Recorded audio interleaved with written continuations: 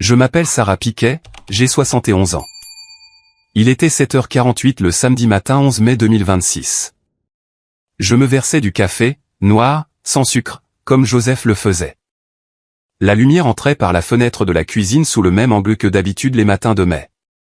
Les cornouillers dehors venaient de dépasser leur pleine floraison. Mon téléphone a vibré, puis une deuxième fois, puis une troisième. Groupe de la famille Piquet. Le fil de discussion dans lequel j'étais restée silencieuse depuis 6 semaines. Le message d'Anna, nous avons choisi le restaurant étupé pour nous 12, comme toujours. Celui de Tyler, 30 secondes plus tard, la Cucina di Vita, 18h30 demain. Whitney, déjà réservé l'arrière-salle. Puis Whitney, chère maman, habille-toi un cran au-dessus. C'est un environnement distingué. J'ai posé le téléphone face contre le comptoir. J'ai regardé mes mains. Elles ne tremblaient pas.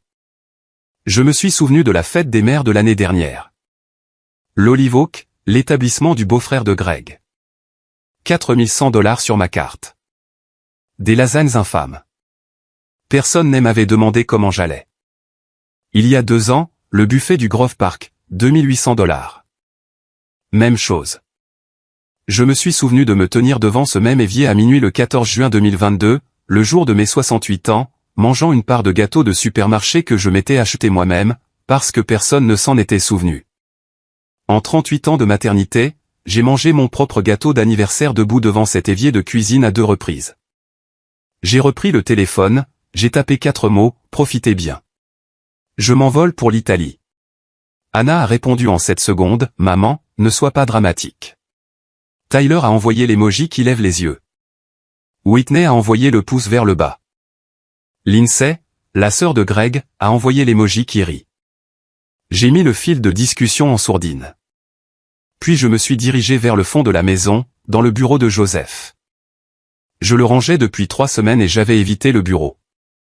La lumière de l'après-midi frappait un dossier sur sa table étiqueté de sa main, dossier CCDA. Je me suis assise dans son fauteuil et j'ai commencé. Je devrais d'abord vous parler du Dr Lynn. En septembre 2025, 8 mois avant la fête des mères. J'étais au rayon fruits et légumes d'Angle Market sur Andersonville Road quand mon bras gauche s'est glacé et que le monde a penché de 6 degrés vers la droite. Mission hôpital, 3 jours d'hospitalisation, un léger infarctus du myocarde, le genre qui vous laisse partir avec un avertissement. Le matin de ma sortie, le docteur David Lynn s'est assis au pied de mon lit, mon dossier sur les genoux. Fin de la cinquantaine, des yeux bienveillants, un stylo qu'il cliquait une fois avant de le poser. Madame Piquet, vos constantes sont très bonnes. Le cholestérol est bas, la tension est maîtrisée, mais les marqueurs de stress. Ceux-là ne sont pas bons. Je vais y travailler. Il a cliqué sur son stylo, l'a posé. Puis-je vous poser une question qui n'est pas médicale? Oui. Vous nourrissez tout le monde. J'ai lu votre dossier. 6 petits-enfants, 2 enfants, un mari pendant 43 ans. Et vous avez dirigé un restaurant pendant 16 ans avant cela. 13. Il a hoché la tête. À quand remonte la dernière fois que quelqu'un vous a nourri? Je n'ai pas répondu. J'ai regardé par la fenêtre. Il y avait un érable de l'autre côté du parking qui commençait tout juste à roussir. Il s'est levé. Il a boutonné lentement sa blouse blanche. Je ne suis pas votre prêtre, Madame Piquet. Je suis votre cardiologue. Mais le corps se souvient de ce que la bouche refuse de dire. Alors, je vous le demande une dernière fois, quand vivez-vous pour vous? Je suis rentré seul en voiture cet après-midi-là. Je n'ai pas dit à Anna que j'avais été à l'hôpital. Je ne l'ai pas dit à Tyler non plus au début. Il l'a appris 2 mois plus tard.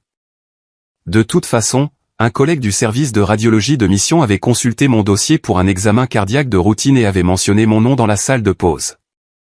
Tyler m'a appelé une fois. Je lui ai dit que je n'avais voulu inquiéter personne.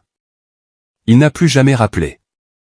Je me suis préparé un œuf poché sur du pain grillé et je me suis assise à la table de la cuisine où je mangeais seul depuis 5 ans. 3 jours plus tard, j'ai pris le téléphone et j'ai composé un numéro que je n'avais pas composé depuis 22 mois. Antonio Russo, le chef qui avait autrefois été mon apprenti. Antonio, ai-je dit, si l'offre tient toujours, j'aimerais que nous parlions. Le dossier sur le bureau de Joseph datait de 37 ans. Octobre 1989. Nous étions mariés depuis 11 ans. Anna avait 7 ans, Tyler en avait 3. Joseph et moi possédions 2 petits restaurants, Piquet sur Lexington, Tomato and Vine sur Mérymont, et nous avions $4000 sur un compte d'épargne à mon nom. Joseph en voulait un troisième, un vrai. Des nappes blanches, une carte des vins, un nom qui signifiait quelque chose en italien. Le banquier de la NCB sur Patton Avenue s'est moqué de moi. Je portais une jupe beige et un chemisier que ma mère avait repassé. Il a regardé Joseph, pas moi. Votre femme, a-t-il dit, sur le bail. Joseph s'est penché en avant, ma femme sera la propriétaire attitrée. Je serai le garant. Pourquoi? Parce que c'est elle qui sait tenir les comptes. Nous avons obtenu le prêt 3 semaines plus tard. $43 000 à un taux d'intérêt de 12%. La semaine de la signature, un paquet en papier craft est arrivé de la part de ma mère, depuis Eagle Rock dans le Tennessee. À l'intérieur se trouvait un tablier rouge qu'elle avait cousu à la main, avec mes initiales brodées sur la poitrine en fil crème, SP. Il y avait une carte pliée dans la poche, de l'écriture appliquée et penchée de ma mère, ne t'excuse pas de prendre de la place. Le soir de l'ouverture, le 14 décembre 1989, Joseph a pleuré dans la chambre froide. Je lui ai apporté un expresso dans une petite tasse blanche. Il a tenu mon poignet d'une main et la tasse de l'autre. C'est à toi, Sarah. C'est à nous. Non, c'est à toi. Il avait passé l'après-midi à inventer un plat, des tagliatelles à l'encre de sèche avec du crabe bleu de Caroline du Nord et du beurre noisette. Il l'avait nommé sur le menu au stylo, sans me demander mon avis, pasta à la Piquet. J'ai serré le tablier de ma mère sur mes genoux, assise sur le sol du bureau de Joseph, et je me suis souvenu de cet expresso. Et le tablier était toujours là, plié, qui attendait. Anna avait 14 ans en mars 1996. Elle avait une amie nommée Madison Pratt. Le père de Madison était le nouvel associé d'une maison de courtage à Charlotte. Il venait d'emménager dans une maison au mur de verre sur Town Mountain Road, dotée d'une cave à vin que son père faisait visiter aux gens. Anna a ramené Madison à la maison sans prévenir un samedi après-midi. J'étais en train de faire de la sauce.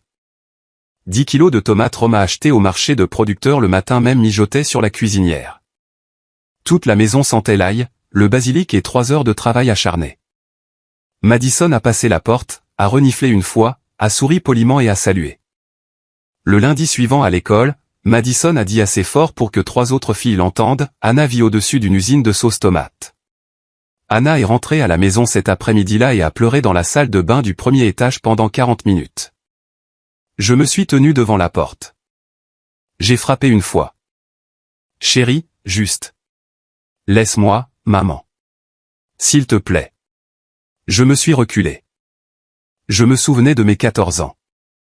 Je me souvenais d'avoir été mortifié par ma propre mère, par son rire fort à l'église, par ses robes achetées chez Belk. J'y avais survécu. Anna survivrait à Madison. Je l'ai laissée devenir quelqu'un d'autre. Elle est allée à l'université UNC de Chapel Hill à l'automne 1999. Dès sa 2e année, elle disait à ses camarades de chambre que j'étais, dans l'hôtellerie-restauration. À sa remise des diplômes, que j'étais, retraité de la restauration. Elle a épousé Greg Bell en 2008 dans un country club de Charlotte et a retiré, Piquet, de son nom sur la licence de mariage sans m'en parler. J'étais été assise au 3e rang à son mariage, vêtue d'une robe bleu marine. Joseph était à mes côtés. Il m'a serré la main une fois pendant les vœux. Il ne m'a pas lâché. Assise sur le sol de son bureau 30 ans plus tard, je comprenais ce que j'avais donné à Anna. Je lui avais donné le droit de s'inventer elle-même. La question était de savoir si elle se souviendrait un jour que ce droit était un cadeau. Tyler avait 32 ans en mai 2018 lorsqu'il a ramené Whitney Harrington à la maison pour la première fois. Whitney avait 29 ans, elle était blonde, polie, avec les gestes mesurés va prudents d'une fille élevée dans les country clubs. Sa mère, Béatrice, était venue avec elle. C'était une phrase que j'aurais dû analyser plus attentivement quand Tyler l'avait prononcée. J'ai cuisiné un osso bucco. Joseph a servi un Chianti Classico d'un producteur qu'il avait rencontré en 1996. Le conversation était agréable. Béatrice a posé des questions sur la maison, sur le jardin, sur la photo encadrée dans la salle à manger, une photo de Joseph va moi devant une petite vitrine en 1989. Était-ce votre première affaire, a-t-elle demandé. Notre troisième, ai-je dit, mais la première avec une vraie cuisine. Elle a souri. Elle n'a rien demandé d'autre. Après le dîner, Tyler les a raccompagnés à leur voiture. Le couloir était sombre. J'apportais les assiettes à l'évier. La fenêtre au-dessus de l'évier était ouverte, l'air de la nuit apportait la voix de Béatrice à travers la cour, basse va confidentielle, sa mère préparait les pâtes de notre famille quand nous passions l'été ici. C'est tout à fait charmant. Tyler n'a rien dit. J'ai rincé l'assiette que je tenais. Je l'ai rincée bien plus longtemps qu'il ne le fallait. Whitney et Tyler se sont mariés en octobre 2019 au Biltmore Forest Country Club. J'étais assise à la table 14, près des portes de la cuisine. La famille de Whitney était à la table 1. Au cours des 5 années suivantes, les invitations de Noël sont devenues plus brèves. Les fêtes d'anniversaire se sont éloignées, les vidéos d'Emma Vamadi arrivaient sur mon téléphone avec des semaines de retard. Ce que je n'ai jamais dit à Tyler, que je ne lui dirai jamais, c'est que je savais. Depuis la nuit où j'avais entendu la voix de sa belle-mère à travers la fenêtre de la cuisine, j'avais tout compris. Et je l'ai laissé devenir quelqu'un d'autre, lui aussi. C'était le passé.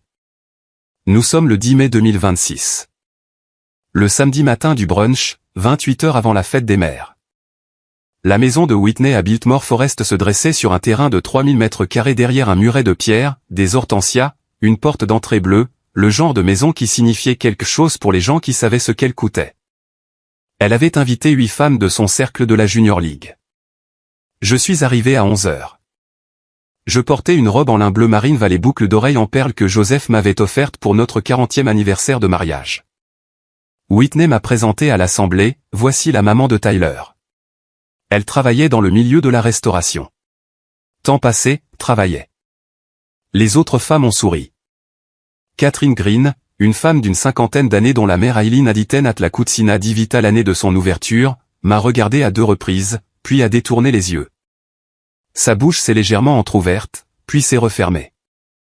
J'ai mangé en silence. J'ai répondu aux questions en 1 ou 2 mots. J'ai laissé les mimosas couler.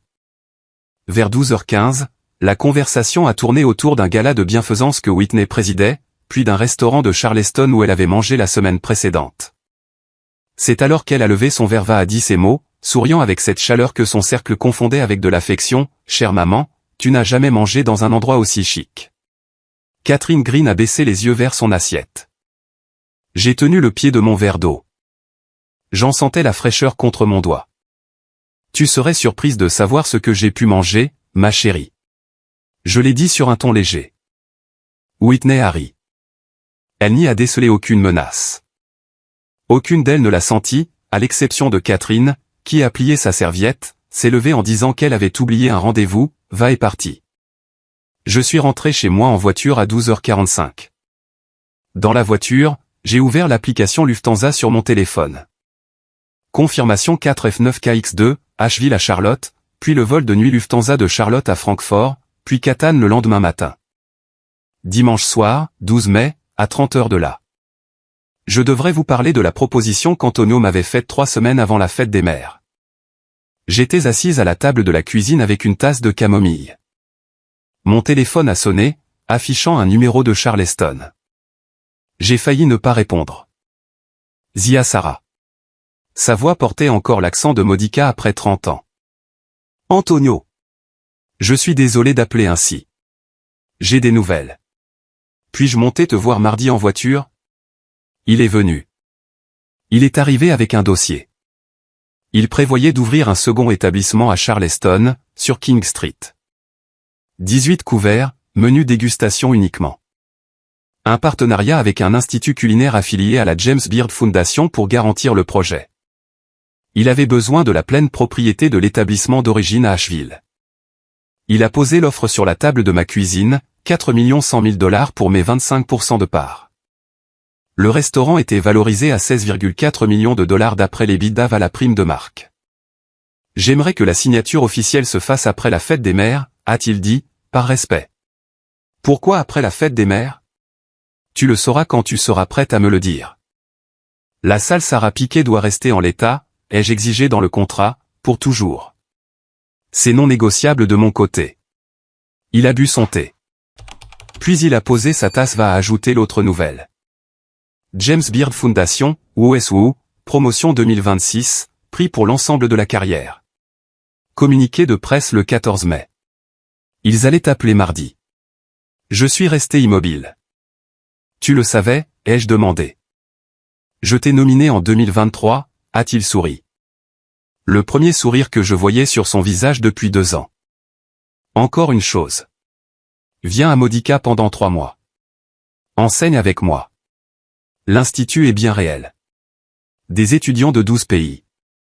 Joseph aurait voulu que tu reviennes au pays. J'ai dit oui à tout, à Modica, oui. Après le départ d'Antonio, je suis resté assise à la table de la cuisine pendant 2 heures. Puis j'ai ouvert mon ordinateur portable. Je suis allé sur le site de Lufthansa. J'ai commencé à regarder les dates. Le calendrier m'indiquait le dimanche 12 mai 2026, le jour de la fête des mères. Je l'ai fixé pendant près d'1 minute. J'ai cliqué. J'ai envoyé un SMS à Antonio à 18 h, et si j'atterrissais mardi matin? Il a répondu en 90 secondes, je viendrai te chercher. Pourquoi mardi? J'ai attendu un long moment avant d'écrire en retour, pour la fête des mères.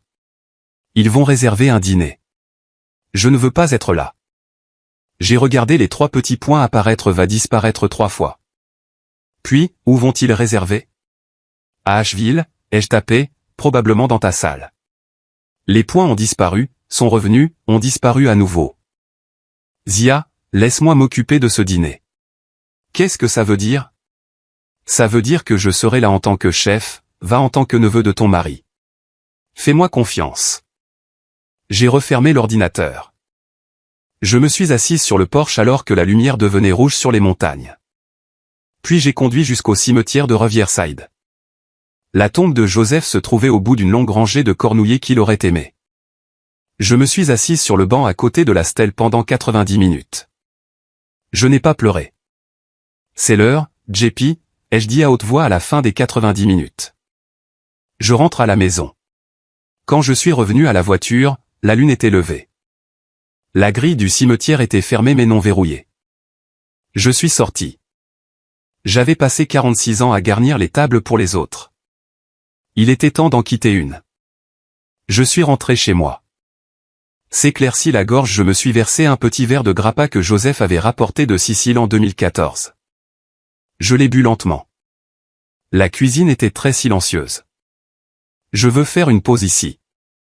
Si vous êtes une mère, va que vous avez fait les comptes, chaque Noël que vous avez organisé, chaque mariage que vous avez financé, chaque gâteau d'anniversaire de petit enfant que vous avez cuit à 5 h du matin, va que les chiffres ne correspondent pas à ce que vous avez reçu en retour. Écrivez simplement un mot en commentaire, compte. C'est tout. Un seul mot. Je lirai tout le monde. Maintenant, laissez-moi vous raconter ce qui s'est passé dans le grenier de cette maison il y a 6 semaines. Caleb est mon petit-fils, le fils unique d'Anna. 17 ans, un M85, 52 000 abonnés sur TikTok, la plupart gagnés grâce à des imitations de sa mère qu'il croit affectueuse, qu'Anna trouve flatteuse. Il est venu à Asheville pendant les vacances de printemps, le 28 mars, le week-end où sa mère avait une réunion à Charlotte. Elle ne pouvait pas se déplacer. Les mots exacts d'Anna dans le SMS qu'elle m'a envoyé, ajoute ça à ton crédit pour la fête des mères. Il sera sur son téléphone tout le temps. Il est arrivé à 19 h un vendredi soir avec un sac de sport 20 iPhone 17. Le samedi matin, pendant que j'étais au supermarché sur Mérimont, et Open the Attic. J'ai su que la poussière sur le tapis de l'escalier avait été remuée. La poignée de la trappe avait été tournée. La couverture pliée que je garde sur la dernière marche était à un endroit différent. Il avait trouvé la boîte en bois de cèdre. À l'intérieur de la boîte, le tablier rouge de ma mère enveloppé dans du papier de soie, un album en cuir de photographie de 1989 à 1996, une pile de coupures de magazines, va la photo en noir va blanc de moi à la James Beard House sur la 12e rue et en octobre 1991. Prise par un photographe de saveur, signée au bas au stylo plume, pour Sarah, continue de cuisiner. JB. Caleb est resté dans le grenier pendant 23 minutes. Je le sais parce que les traces dans la poussière m'ont indiqué où il s'était assis, va l'emballage de barres de céréales à ses pieds provenait du comptoir de la cuisine, ouvert à 9h11 précise d'après l'enregistrement de la caméra de sécurité de la porte arrière. Il est redescendu. Il n'a pas dit un mot sur ce qu'il avait trouvé. Il ne l'a pas filmé. Il est allé dans sa chambre, a écrit une seule ligne dans son application de notes, ne publie pas la blague sur grand-mère. Le dimanche matin 29 mars, le jour où Caleb retournait à Charlotte, il est descendu avec le même sweat à capuche que la veille. Il s'est assis à la table de la cuisine. Il ne me regardait pas directement. J'ai fait des pancakes aux myrtilles. J'ai versé du sirop chaud dans un petit pichet blanc. J'ai posé le pichet entre nous deux. « Tu as bien dormi ?» ai-je demandé. « Ouais. » Un long silence. « Grand-maman. »« Oui, mon chéri. »« Tu as déjà rencontré quelqu'un de célèbre ?» J'ai souri. J'ai versé le sirop sur mes pancakes. « Quelques personnes, ici va là. »« Comme qui ?» J'ai coupé un petit triangle, je l'ai mangé. « Un chef à New York, autrefois. Il a été très gentil avec moi. » Caleb observait mes mains. « Comment s'appelait-il ? » « Tu ne le connaîtrais pas, mon cœur. » Il m'a regardé à ce moment-là. Ses yeux sont les yeux de Joseph, presque noirs au niveau de l'iris, très calmes. Je pense que si, en fait. Nous sommes restés 2 secondes dans un silence absolu. Puis je lui ai versé plus de sirop. Sa mère est venue le chercher à 11h. Anna est restée sur son téléphone pendant toute sa brève halte dans l'allée. Elle m'a serré dans ses bras de manière distraite. Caleb est monté sur le siège passager. Je l'ai observé à travers le pare-brise. Il n'a pas ouvert son téléphone durant tout le temps où ils sont restés dans mon champ de vision. Cette nuit-là, seul dans sa chambre à Charlotte, et wrote a second line in his note app, que je ne verrai que 7 semaines plus tard lorsqu'il me la montrerait à l'aéroport de Catane. Cette ligne disait « Grand-maman est quelqu'un ». C'était la première fois en 24 ans que quelqu'un de ma famille écrivait cette phrase à mon sujet. Il était le premier en 24 ans à poser la bonne question. C'est la partie que j'ai eu peur de vous raconter.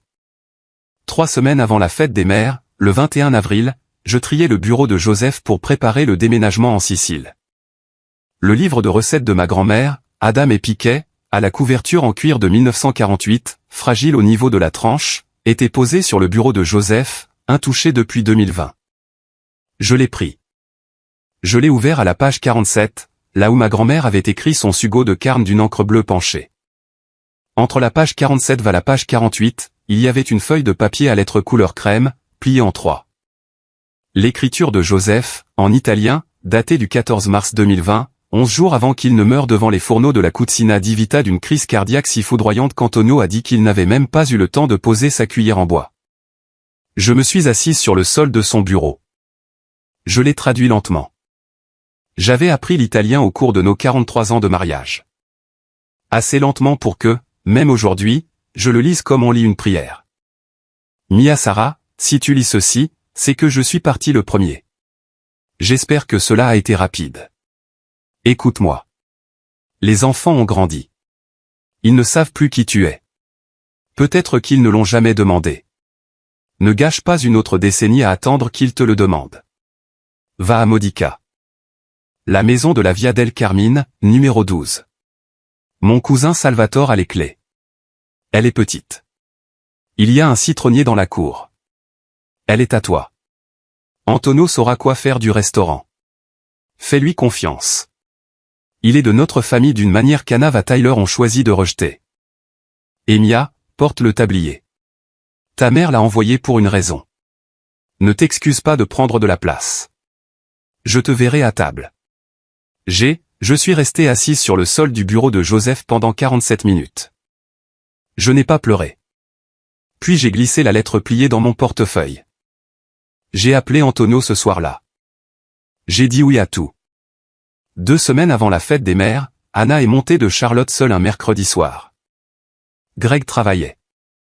Caleb avait un projet scolaire. Elle est arrivée à 18h. J'avais préparé un osso bucco, la recette de Joseph, celle que j'avais enseignée au printemps 1993. J'ai servi un Montepulciano. J'ai allumé 2 bougies. Elle est arrivée à 19h15 dans un tailleur pantalon anthracite. Elle m'a embrassé la joue sans me regarder en face. Nous nous sommes assises à la table de la salle à manger. Elle faisait défiler l'écran de son téléphone d'une main, va lever sa fourchette de l'autre. J'ai attendu qu'elle ait pris 3 bouchées. Anna, ai-je dit. Tu te souviens du restaurant? Elle a levé brièvement les yeux. Lequel, maman? Tu as travaillé dans au moins 3 endroits différents quand on était petit. La Cucina di Vita. Elle a froncé les sourcils, puis a souri. Oh, le resto chic que Whitney adore. Je crois que papa en a parlé une fois. Pourquoi? Je n'ai pas répondu immédiatement. J'ai reversé du vin. Sans raison. Je pensais juste à ton père. Elle a posé sa fourchette. Elle s'est penchée en avant avec cette expression douce qu'elle prenait toujours avant de demander quelque chose. Maman, un petit truc. Est-ce que tu peux me prêter 14 000 $? Caleb a besoin d'une voiture pour ses visites d'université, va le bonus de Greg est maigre cette année. Je l'ai regardé pendant un long moment. Je vais y réfléchir. Elle est partie à 21h30. Elle m'a embrassé sur la joue à nouveau. Elle n'a pas vu la valise qui était bouclée dans ma chambre depuis 6 jours. Cette nuit-là, j'ai écrit un chèque de 14 000 $ directement à l'ordre de Caleb. Je le lui ai envoyé à son école à Charlotte avec un mot qui disait « Pour ton avenir, dis à ta mère ce que tu veux ». Une semaine avant la fête des mères, Tyler m'a appelé à 18h un mercredi soir. L'appel fut bref. Il n'a pas fait de préambule. Maman, la fête des mères. Whitney a tout organisé. La Cucina di Vita, 18h30. On est 12. On a besoin que tu confirmes ta carte bancaire enregistrée. Ma carte? Tu dis toujours que c'est plus simple. J'ai attendu 2 secondes. Tyler, pourquoi ce restaurant? Whitney voulait un endroit prestigieux. Elle invite ses parents. J'ai senti ma main posée sur le comptoir de la cuisine. Son père Harrison? Oui, les deux. Pourquoi? Sans raison. Dis à Whitney de bien en profiter. Il a hésité. Il y avait une nuance dans ma voix qu'il était assez mûr pour remarquer. Il n'a pas insisté. Je t'aime, maman. Je sais, mon chéri. J'ai raccroché. J'ai appelé Antonio. Harrison Harrington sera là dimanche soir. Le père de Whitney. Il y eut un long silence à l'autre bout du fil. Le Harrison de Joseph, a-t-il dit. Celui que Joseph a nourri gratuitement en 1995. Le même. Un plus long silence encore. Alors Zia, l'univers a le sens du timing. Antonio, ils ont aussi commandé des pastas à la piquet. Whitney a dit à Tyler qu'elle voulait quelque chose qui ait du caractère. 3 ou 4 portions? Au moins 4. Whitney amène sa mère. Antonio a inspiré une fois. Je les dresserai moi-même. Je suis resté assise au comptoir de la cuisine quelques minutes après avoir raccroché. J'ai regardé le livre de cuisine sur le comptoir. J'ai regardé la photo de mariage au-dessus de la cuisinière. Joseph dans une veste en velours côtelé marron sur la pelouse de la ferme de mes parents, durant l'été 1978. C'est toi qui as organisé ça, n'est-ce pas, lui ai-je dit à haute voix. La cuisine n'a pas répondu, mais le soleil s'était déplacé d'un pas vers l'ouest sur le sol en linoléum. Vendredi soir, 9 mai, 2 jours avant la fête des mères. Whitney m'a appelé à 18h15. Chère maman, je voulais juste m'assurer que tu viens dimanche. Oui. La réservation est au nom de Harrington Piquet.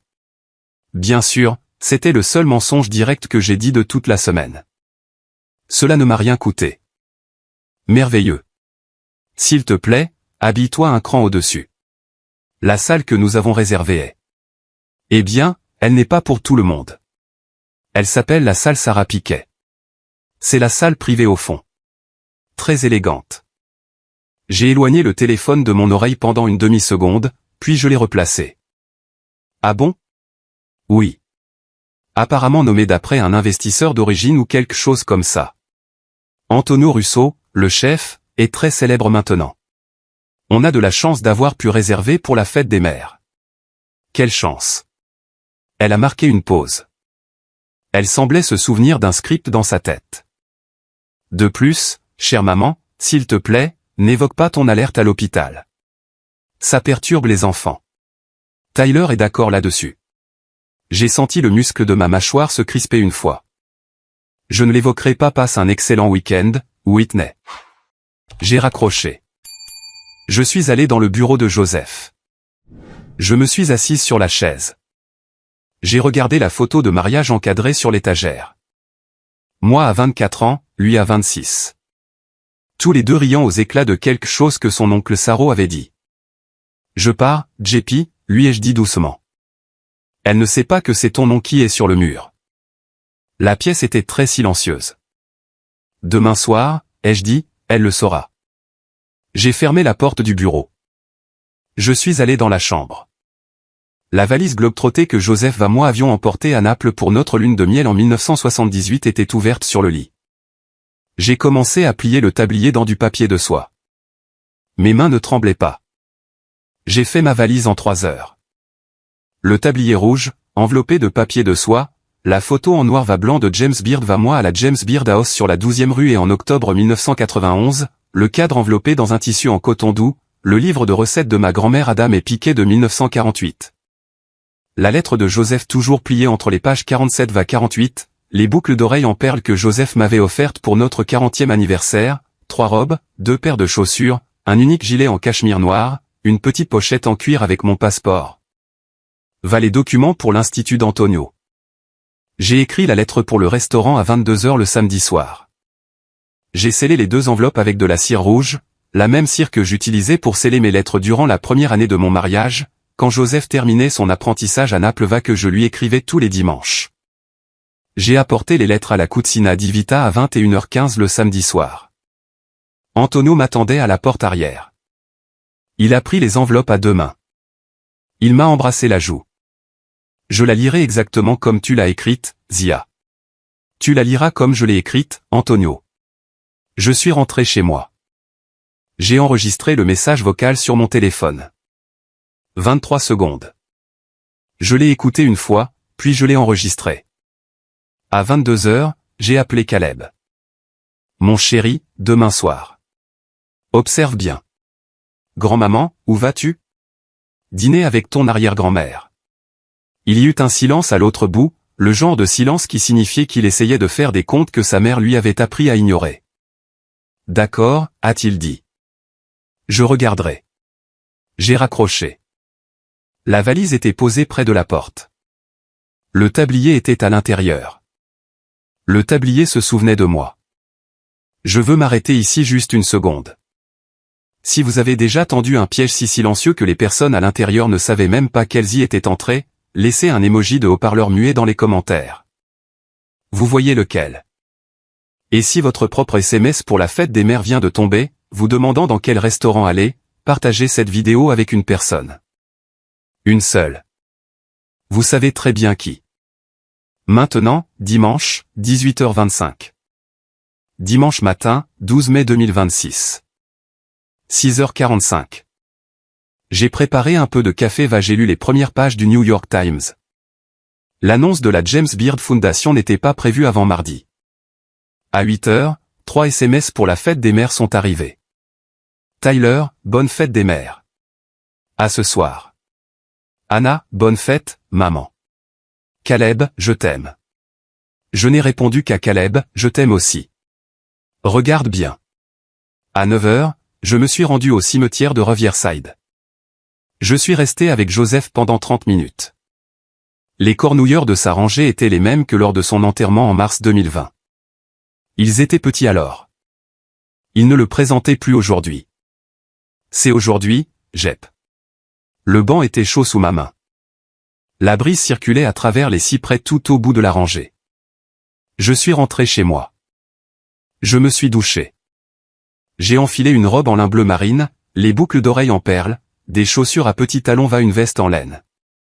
J'ai gardé mon alliance à ma main gauche. J'ai posé mon gilet sur mon bras.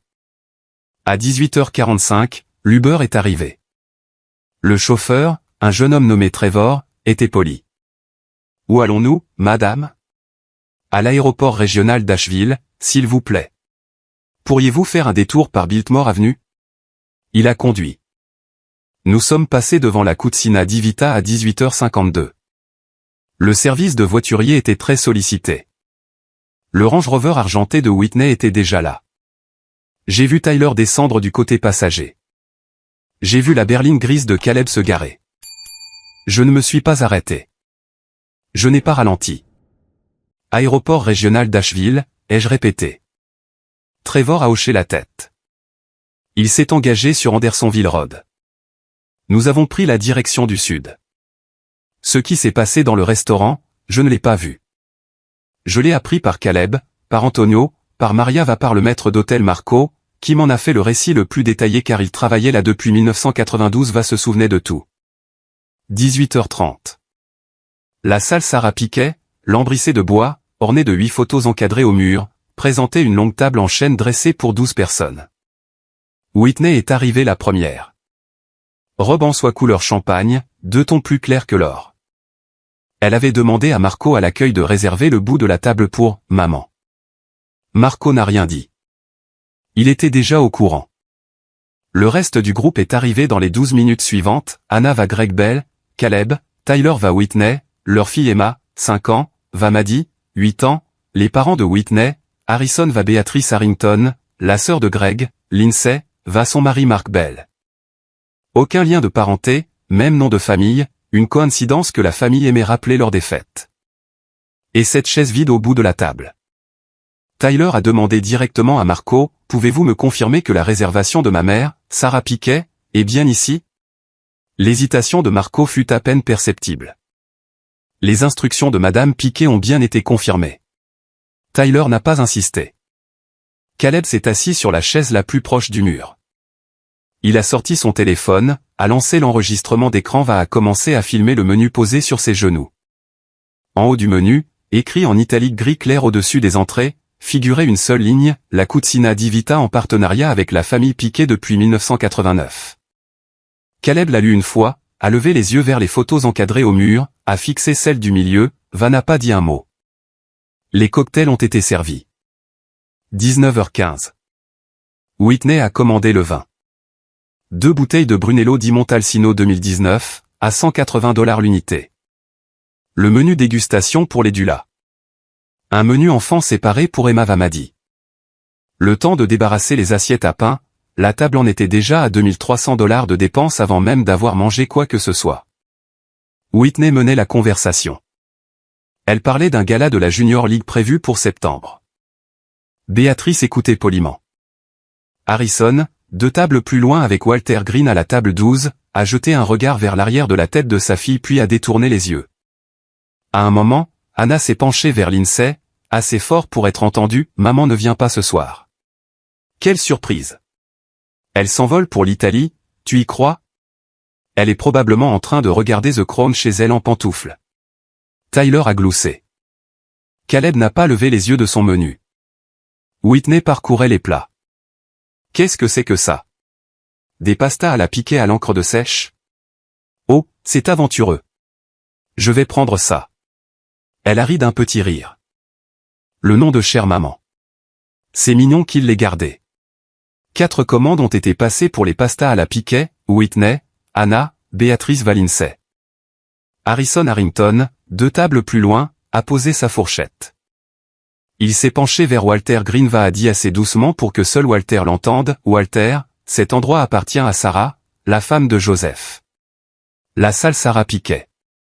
Je ne suis pas revenu dans cette salle depuis que Joseph était vivant. Walter a hoché la tête. Sa propre femme, Eileen, de l'autre côté, ne disait rien encore. Elle observait l'arrière-salle. Eileen Green avait 78 ans. Elle dînait dans cette salle le 2e samedi de mai de chaque année depuis 1995. Elle avait une mémoire d'éléphant. J'étais à la porte B12 de l'aéroport régional d'Asheville à 19h30. La première étape vers Charlotte, embarquement dans 1 heure. Le vol transatlantique de Lufthansa attendait à Charlotte pour la correspondance de nuit vers Francfort. La zone d'embarquement était presque déserte, 2 femmes avec des valises à roulettes, un jeune couple avec un bébé endormi dans une écharpe de portage. Je me suis assise près de la fenêtre, mon bagage à main à mes pieds. La valise contenant le tablier était déjà dans l'avion. J'ai ouvert mon téléphone une dernière fois avant le décollage.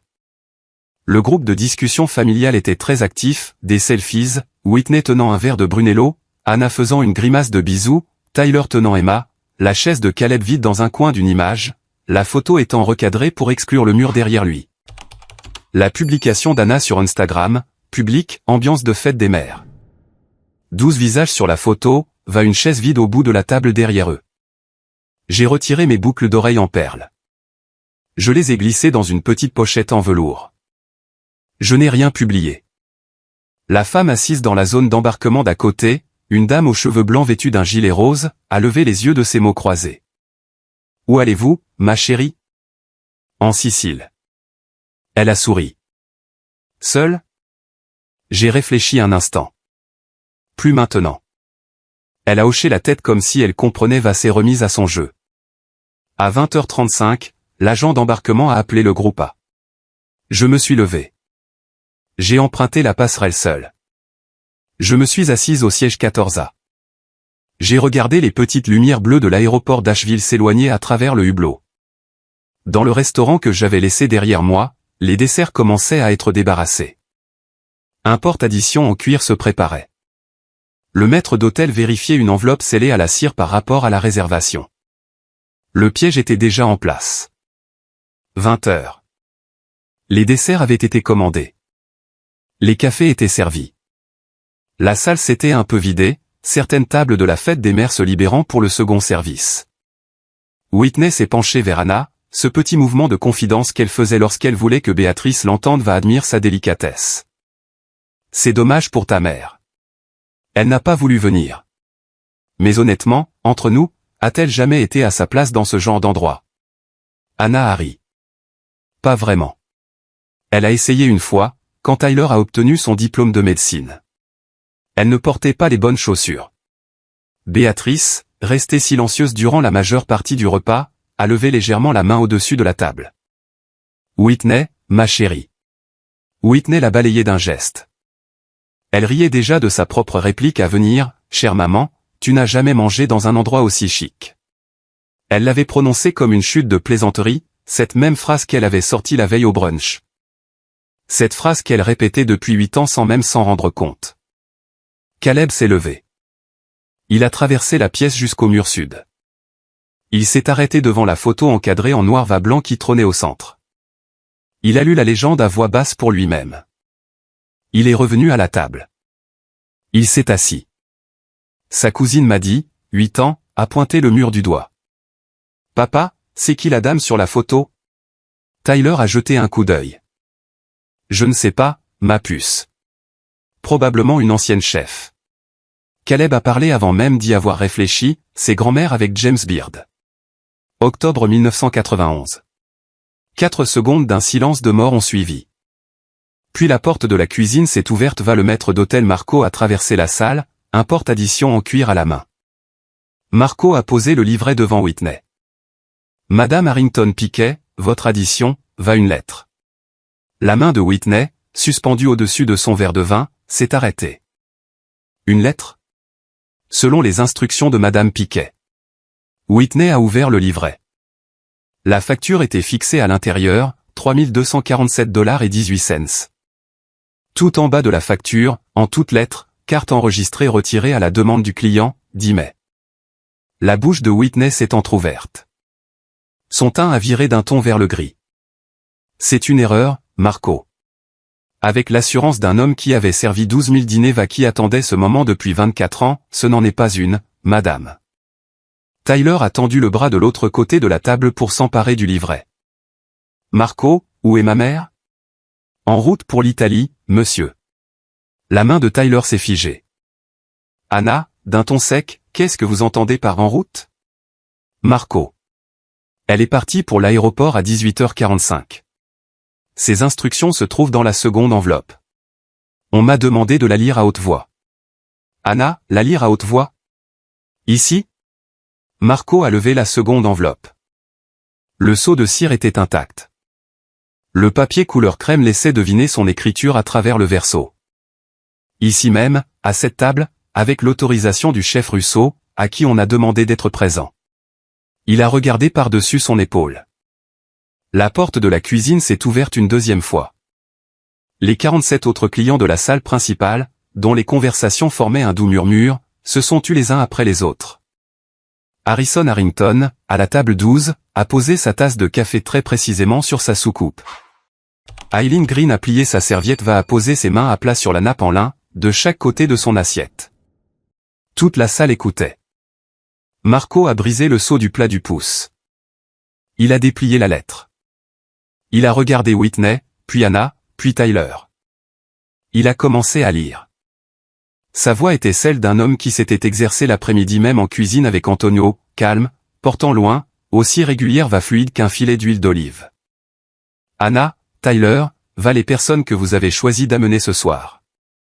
Il s'est arrêté, puis a poursuivi sa lecture. Je vous aime.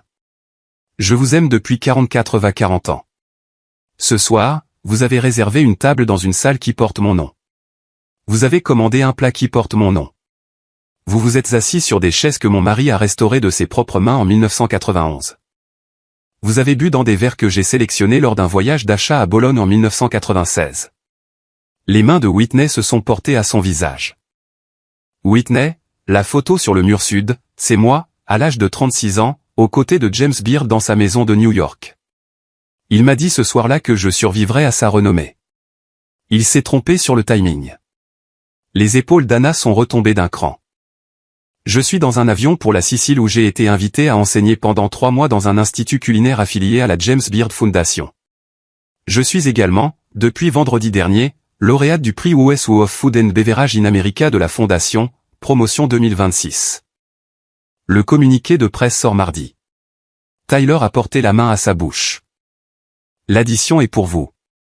La carte enregistrée a été retirée. Je ne paierai pas, la voix de Marco s'est adoucie d'un ton. Joseph m'a demandé de porter le tablier. Je le porte. Retrouvez-moi quand vous serez prêt. Maman. Il a plié la lettre. Il l'a posée délicatement sur la nappe à côté de l'assiette de Whitney. Personne dans la salle ne bougeait. La porte de la cuisine s'est ouverte une 3e fois. Antonio Russo est sorti dans sa veste de chef blanche. Il avait 51 ans, mesurait 2 cm de moins que son oncle Joseph au même âge, avec les mêmes yeux sombres va cette même façon de garder ses mains libres le long du corps. Il a traversé la salle. Il s'est arrêté près de la chaise de Whitney. Sa voix était douce, mais elle portait. Excusez-moi. Je suis Antonio Russo. Je suis le chef propriétaire de ce restaurant. Je suis aussi le neveu de Joseph Piquet. Il a regardé Tyler. Ce qui fait de toi mon cousin. Tyler ne respirait plus. Bienvenue dans la salle Sarah Piquet. Cette salle porte le nom de la femme qui a fondé ce restaurant en 1989 avec mon oncle. Elle m'a appris le sens de la dévotion. La dévotion pour ceux que l'on cuisine, va la dévotion pour ceux pour qui l'on cuisine. Il a tourné la tête d'un quart de pouce vers Whitney. Elle possédait 25% de cette salle jusqu'à vendredi dernier. Depuis vendredi, elle a accepté de me vendre ses parts. Le produit de la vente, chaque dollar, financera la bourse d'études Joseph Piquet pour les chefs immigrés de première génération, que je gère discrètement en son nom depuis 5 ans. Ce soir, elle vous envoie ses amitiés depuis l'aéroport. Elle s'envole pour enseigner dans mon village, à Modica en Sicile, là où mon oncle est né. Il s'est retourné, a fait 2 pas vers la cuisine, s'est arrêté, puis s'est de nouveau retourné. Il a regardé Anna dans les yeux, puis Tyler, puis Whitney. Ne vous l'a-t-elle donc jamais dit ? Le silence qui suivit fut plus long encore que la lecture de la lettre. Un homme à la table 4 a commencé à applaudir lentement, une fois, puis s'est arrêté. La salle n'était pas de ce genre-là. L'applaudissement s'est éteint. Eileen Green s'est levée. Eileen Green a traversé la salle à manger de ce pas délibéré d'une femme qui avait décidé à 78 ans qu'elle ne se presserait plus pour personne. Elle s'est arrêtée près de la chaise d'Anna. Sa main s'est posée un court instant sur le dossier du siège vide, tout au bout de la table. « Tu es la fille de Sarah, Anna. » Le visage d'Anna était entièrement livide. « Oui. Je suis cliente de ta mère depuis 1986. I sat at the table she sat on opening night in this dining room in December 1989. Ton père me resservait du vin.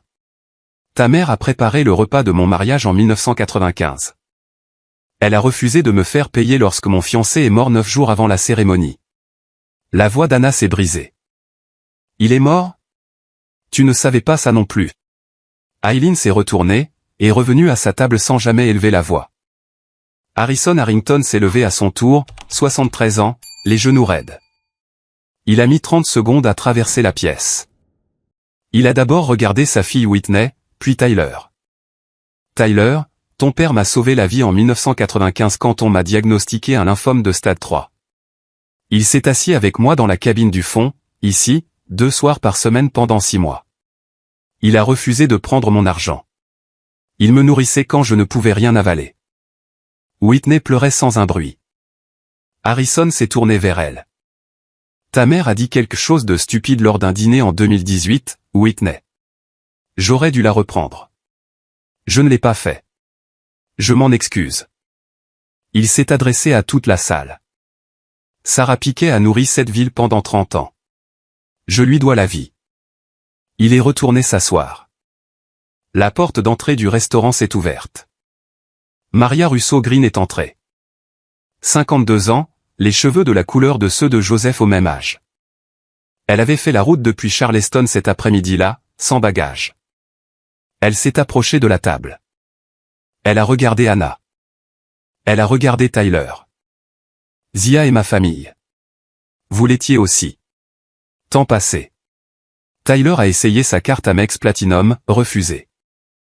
Il traînait 93 000 $ de frais en attente, frais de clôture, meubles pour la nouvelle maison, acompte pour une Tesla. Le prélèvement automatique avait été rejeté 2 jours plus tôt parce que les fonds du refinancement étaient arrivés en retard. Il ne l'avait pas dit à Whitney. Whitney a essayé sa carte jointe, refusée. Anna a essayé sa carte personnelle, acceptée pour 1800 $, insuffisant. Greg Bell a essayé la sienne, acceptée pour 1447 $, insuffisant. Béatrice Harrington a ouvert son sac à main. Elle a tendu à Marco une carte American Express Centurion. Sa voix était calme, s'il vous plaît. La transaction a été validée en 9 secondes. Whitney pleurait. Anna restait rigide sur sa chaise, les 2 mains posées à plat sur la table. Caleb s'est levé. Il filmait depuis que Marco avait posé le livret. Il avait enregistré chaque mot. Il n'avait pas interrompu. Il s'est approché d'Antonio. Il lui a tendu la main. Antonio l'a serré. Caleb a parlé le premier. Monsieur, mon grand-père Joseph a appris à cuisiner à ma grand-maman. Antonio a répondu sans sourire. C'est ta grand-mère qui a appris à ton grand-père. Caleb a hoché la tête une fois. Merci. Il est passé devant sa propre mère.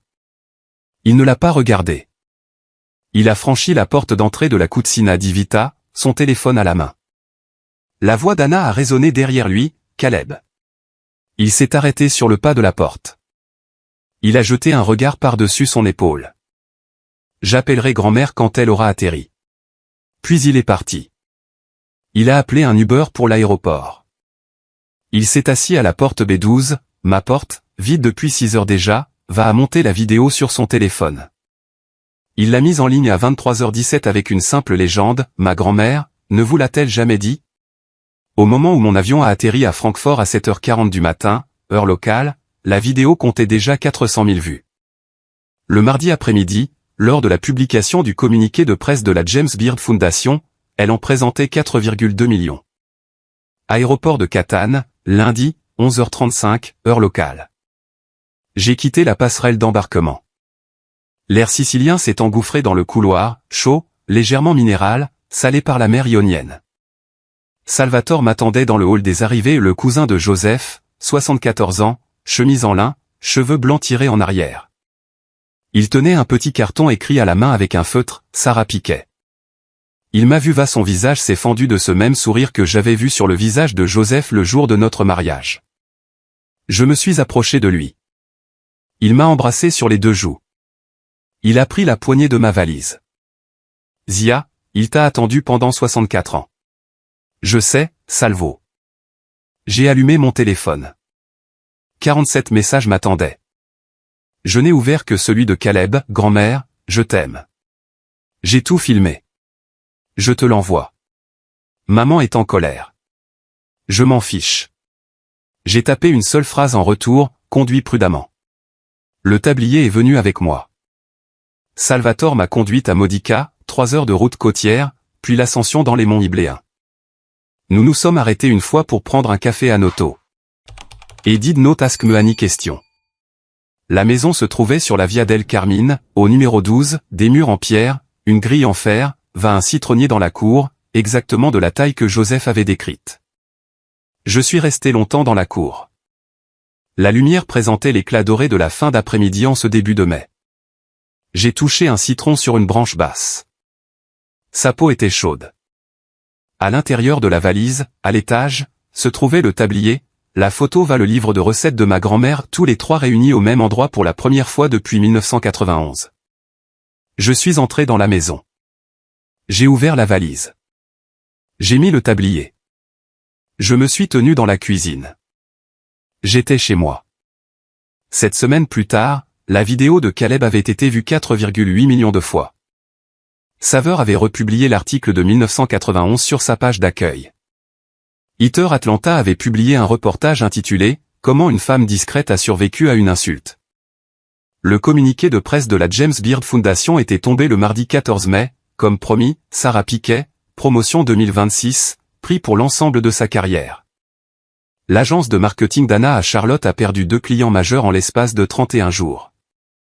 L'un d'eux était l'épouse d'un membre du conseil d'administration de la James Beard Foundation. Le salaire d'Anna a chuté de 22%. Elle a été retirée de la liste des nominés pour un prix national sur lequel elle comptait depuis 2 ans. Les collègues de Tyler à l'hôpital Mission se montraient d'une politesse réservée. Il s'est mis en retrait. Whitney a demandé une thérapie de couple en juin pour tenter de sauver son ménage. Ils se sont séparés en novembre 2027. Whitney a perdu la présidence de la Junior League d'Asheville le 6 juin 2026. Catherine Green avait déposé la motion. Le vote s'est soldé par 11 voix contre 2. Harrison Harrington m'a écrit une lettre sur du papier à lettres couleur crème l'a envoyée à Modica par l'intermédiaire d'Antonio. Il me demandait la permission de me rendre visite. Je lui ai répondu 3 semaines plus tard, venez en octobre. Amenez Caleb si vous le pouvez. Caleb s'est inscrit au programme culinaire de l'Asheville Bincombe Technical Community College pour le semestre d'automne 2026. J'ai payé ses frais de scolarité directement. Anna ne lui a pas parlé pendant 7 mois. Il a déménagé de chez elle en août va habiter dans mon ancienne maison de Biltmore Forest jusqu'au début de ses cours. Maria Russo-Green lui a envoyé une mallette de couteaux pour son premier jour. La bourse d'études Joseph Piquet a été dotée de $2 millions lors de la conclusion du rachat des parts. Elle finance la totalité des frais de scolarité au Culinary Institute of America pour 4 chefs immigrés de première génération par an. Antonio préside le conseil d'administration. J'y siège depuis la Sicile. J'ai enseigné pendant 3 mois à Modica cet été-là. Je portais chaque jour le tablier que ma mère m'avait envoyé en 1989. Les étudiants venus de 12 pays m'appelaient. Fin juillet, j'ai écrit 3 lettres les ai envoyées en recommandé à Asheville, une à Anna, une à Tyler une à Whitney. Chacune contenait une seule unique phrase, « Vous êtes les bienvenus au restaurant en semaine en tant que client payant ». Anna n'a pas répondu. Tyler a répondu 2 fois. J'ai lu ces 2 lettres. Je n'ai pas écrit en retour. Whitney n'a pas répondu. Caleb est venu à Modica pour le mois d'août. J'ai 71 ans. J'ai passé 46 de ces années à convaincre mes enfants que j'étais assez petite pour tenir dans leur poche. Je n'ai jamais été petite. Ils ne m'ont jamais porté. Le jour où une femme cesse de s'expliquer va de se traduire pour des gens qui refusent de la comprendre, c'est le jour où elle redevient elle-même. Modica a des citronniers. J'ai un nom. Le reste me trouvera, ou pas. C'est mon histoire. Un restaurant, un tablier, une lettre lue à haute voix par le maître d'hôtel dans une salle silencieuse. Si cela vous a rappelé que votre nom était gravé quelque part avant que vous ne l'oubliez, voyez-y un signe. Laissez un commentaire, abonnez-vous, je vous retrouverai dans la prochaine vidéo.